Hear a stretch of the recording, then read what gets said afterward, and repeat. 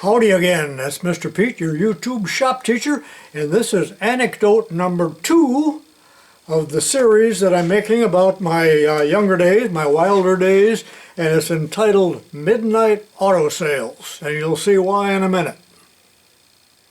This story revolves around my brother Jan, myself, and a good friend by the name of Johnny Edwards, who went on the boat trip with us, and there'll be more about that later maybe. Be sure and tell your friends about this series of mine if you like it.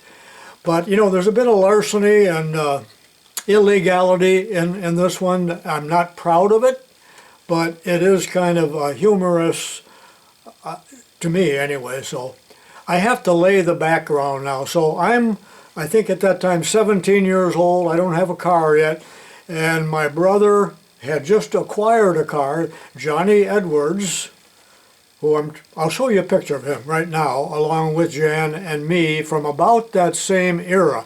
Johnny was a much bigger boy, probably weighed double what I weighed, and he had an accident with this car. So I'm going to show you what this 51 Chevy Coupe looked like, and there was a lot of shenanigans that went on in that car at the drive-in theater and other things over the years. So I might be talking more about that car in the future. But first, let's take a look at the criminals involved in this. Although Johnny wasn't a criminal, he had nothing to do with this escapade, other than giving the car or selling the car to my brother for 20 bucks.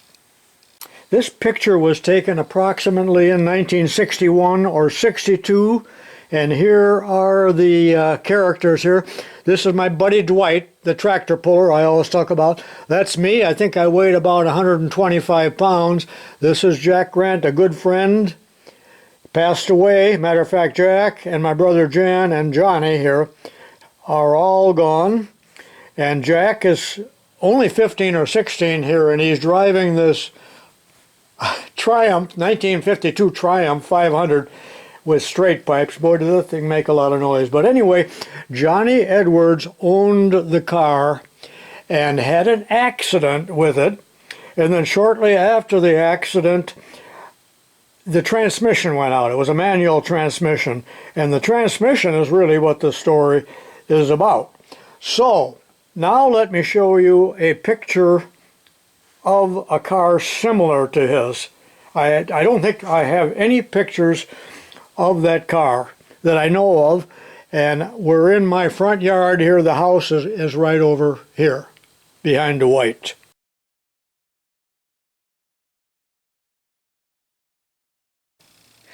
This is what the car looked like. It was either a 1950 or 51 Chevrolet two-door coupe. Now, some of these were sold as salesmen's cars and had no back seat. Well, Johnny's had a back seat because I sat in it at many drive-in movie nights, which might be the subject of other anecdotes. But anyway, this side of the car here was totally mangled in an accident, and Johnny was driving and I was sitting over in the shotgun seat, and a car hit us broadside, and it was not Johnny's fault, but it hit right in here, and it was all bashed up, and he drove it that way for quite a while. But the funny thing is that Johnny played a tuba in the school band, and the school's tuba was in the back seat, and because of the strike of the other car, it was dented quite badly. Now, I'm talking about the big, I don't know if you call it a sousaphone or what, but the tuba where you got inside of it, not the one that you held on your lap. But this is the car that was involved in the accident, and then the transmission went out 3-speed because Johnny would speed shift it, so he ruined the transmission. I have decided to use maps in some of these stories. It might make this a little more real for you. I grew up on the west side of Peru, Illinois. It's about 100 miles from Chicago. This is the Illinois River down here, which will be involved in many of my anecdotes. But let me zoom in on the neighborhood here, and I'm going to show you where the accident occurred. Not that it really matters. I've zoomed in a little bit on the west side of Peru. Matter of fact, we used to call ourselves the West Side Boys sometimes. But in this zoomed in photo, you can see here where this arrow is pointing, that is my house where I grew up. So a lot happened in this neighborhood, and I'll be using this map in other videos. That's why this other arrow is here, but never mind that for now. What I want you to note here is this intersection right here. This is the carnival ground, which I will talk about in other videos. But this intersection right where the pencil point here, 3 blocks from the house, I was with Johnny in the little gray roach, and we were going north, and we got into that intersection, and a car ran the stop sign coming from this way and hit us on the side. I was shaken up but not really hurt as such. Also, I was involved in another accident with a hawk under my arm at this point, and that'll be the subject of another video. So actually, I was in 2 accidents. I was not the driver in either, in that little area there, believe it or not. And we could buy pizza and donuts and, you know, you name it. It was just a wonderful place to grow up.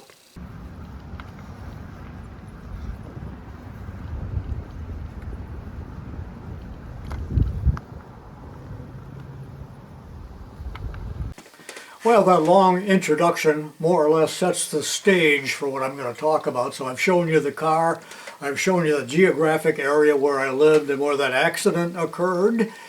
And after that accident, Johnny drove the car for, I don't know how long it was, but many months before he ruined the transmission. And then he sold the car to my brother for about 20 bucks, but it needed a transmission. Well, where are you going to get a transmission? You know, we wouldn't want to actually have to buy one. So we made several reconnaissance trips around town trying to locate one that we could, I guess you could say, steal the transmission. Again, I'm not proud of this, but that's the way a 17-year-old thinks when you have no money. And there was no violence involved. So I'm going back to the map right now, and what's with all the hair? Do you see all the hair on my ears in the FBI story? Holy mackerel, I looked like one of those dope fiends living on the streets down in Los Angeles or San Francisco. But anyway, back to the map to show you where Midnight Auto Sales actually is or was. Now it's all built up in that area now, but at that time this old derelict car, which did not run, was out in a field. This map was printed in 1966, just about the time I left home, but I lived in this house until I got married, other than the time I was in college.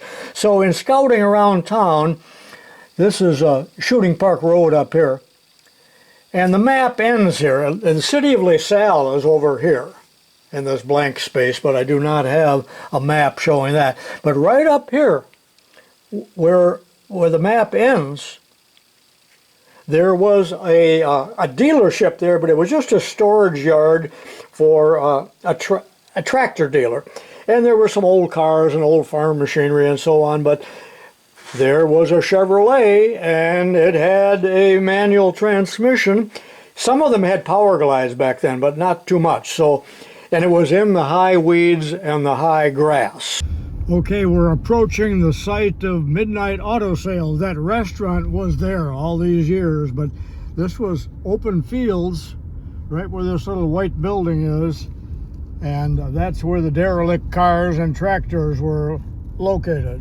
Well, we knew where the transmission was or is on a car, and in the older cars it was kind of simple. I think there were 4 bolts that held the tranny into the bell housing, and then you had to remove the U-joint from the drive shaft, the speedometer cable, and the shifting linkage in order to get it out of there. And the whole transmission probably weighed about 75 pounds or less. Well, we had never swapped transmissions or taken them out or done a whole lot of mechanical work at that time, and we had almost no tools. That is, we had open-end wrenches and hammers and and crescent wrenches and things like that. We did not have sockets. So we pushed Johnny's old car. I'm just using this little pickup here as a sample. We pushed it into my backyard, and we got about 8 guys. Remember, we had no jacks, no jack stands, but we tipped the car up, 8 of us. And by the way, that car only weighed 3,000 pounds, is what it said in that book that I showed you. So we tipped it up like this. We didn't want to get it over center, and Dad had some real heavy sawhorses, and that's what we used under there. And then we could get under there, examine it, take the tranny out of the little gray roach so that we knew how to do it. In other words, it was a rehearsal. So we know what tools to take, along, flashlight, because this, of course, was at night. So at about 10 o'clock at night, we took my dad's station wagon, 58 Chevy, and I was the getaway driver, which means I had a driver's license, so I was 16 or 17, I'm not sure exactly what. So Jan and I and one other guy, must have been Jack, got in the wagon and we went up there to Midnight Auto Sales and dropped Jan off. And you know, there wasn't a lot of traffic back then, but now that road is real busy. And he disappeared off into the weeds, and he said, come back in at exactly an hour. He had a watch and he had flashlight, and the tools were in a bucket. But how rusty things would be, I don't know. And I don't remember, the car had to have been sunk into the ground. He must have taken a jack along to get it up a little bit off the ground, I'm not sure. But he successfully removed the transmission, so when I came back in 1 hour, there he was in the ditch of the road, the shoulder, with the tools, and we had signals, you know, I flashed the car lights and he flashed the flashlight and all of that when there were no other cars around. And stopped the car and threw that transmission and the tools in the back of the 58 wagon, and we were homeward bound. That was only about 1 mile, maybe a mile and a half from my house. So there was an air of tension and excitement involved in that little caper. The next day, when it was light, several of us working together put the transmission back in. You know, we didn't have transmission jacks. I don't even know how Jan got that out because, you know, they're pretty heavy. I think he dropped it on his chest, laid it on his chest, you know, and wiggled out of there. And it was no big job at all to put it back in, other than to adjust the linkage so you could shift it properly. And from that time on, Jan had a good working car. Ugly because it had that big dent in the side, but I think he drove the car for 6 months or maybe about a year before something else went out, because by then the car was, well, over 10 years old. And if it had any car back then that had 100,000 miles on it, was really, really worn out. And I think we scrapped that car at Jewel's Junkyard. So the entire cost of this caper was $1 for gasoline, which actually my dad paid for. He didn't know any different. And you know, Dad never came out like into the yard to say, "What are you guys doing? Where'd you get that transmission?" You know, he never asked. I think he was afraid to ask. And he was very kind, and we were happy that he wasn't snooping.